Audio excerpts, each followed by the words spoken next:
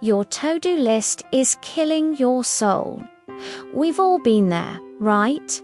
Racing against the clock, stacking up tasks like they're building blocks, only to watch them all come crashing down. We're taught that time is money, that every second has to be optimized, squeezed for maximum productivity.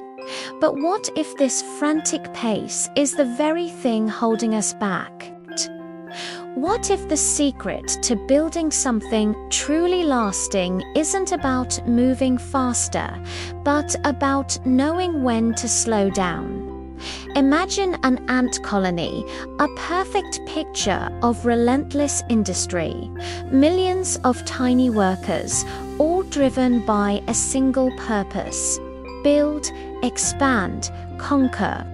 They construct massive towers of dirt and sand, each one reaching higher than the last. They're a model of efficiency. But then disaster strikes. The towers, built in a rush, are unstable. They crumble, burying their hard work, and the cycle of frantic rebuilding begins all over again. Sound familiar? This is our modern life in a nutshell. Constantly building, constantly collapsing, constantly exhausted. But in one corner of this colony, things are different. An old wise ant watches the chaos. He's seen countless towers rise and fall. He gathers the younger ants, not for a lecture on better building techniques, but to share a simple, profound secret.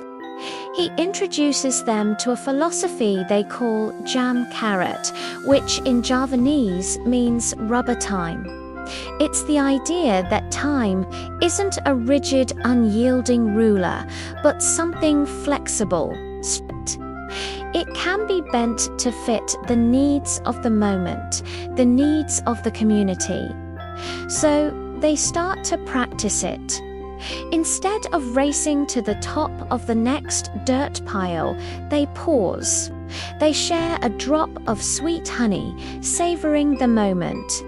They stop their digging to simply watch the clouds drift by, appreciating the world beyond their tunnels. When a small crack appears in a tunnel wall, they don't just patch it and move on. They gather, they analyze, they reinforce it together, making it stronger than it was before. They are not wasting time, they are investing it. Slowly, something magical happens. Their part of the city begins to transform. The architecture is no longer a series of fragile, towering spikes.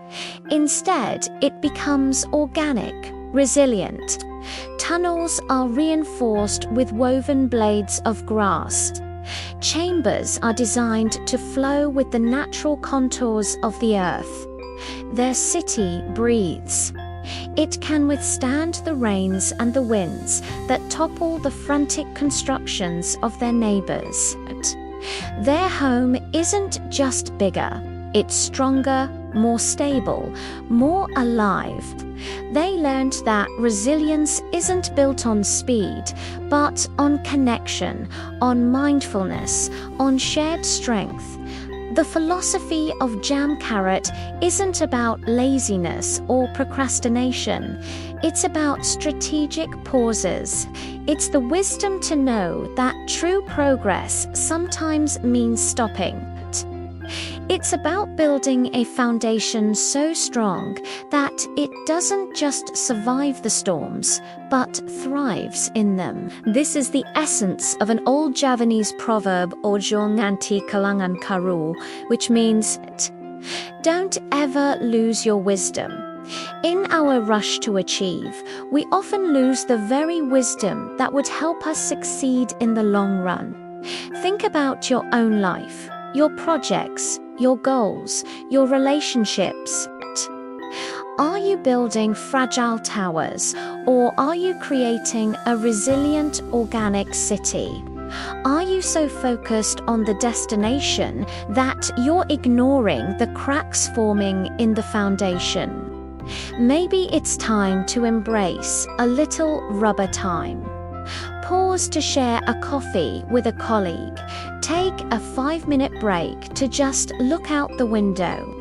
Truly listen to a friend instead of just waiting for your turn to speak. These aren't distractions from your work.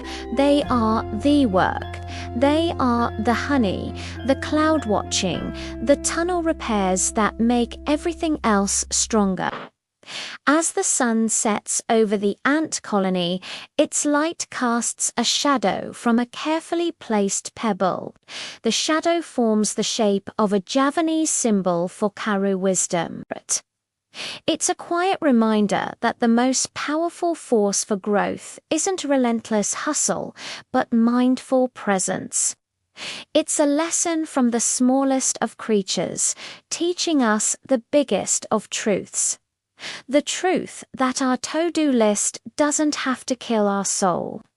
By bending time, we can learn to build a life, not just a resume. A life that is not only productive but profound, not just successful but sustainable. So, what's one small way you can introduce Karet into your day today? Let that be your first step toward building your own resilient city. Thanks for watching. If this resonated with you, consider subscribing for more thoughts on living a more meaningful life.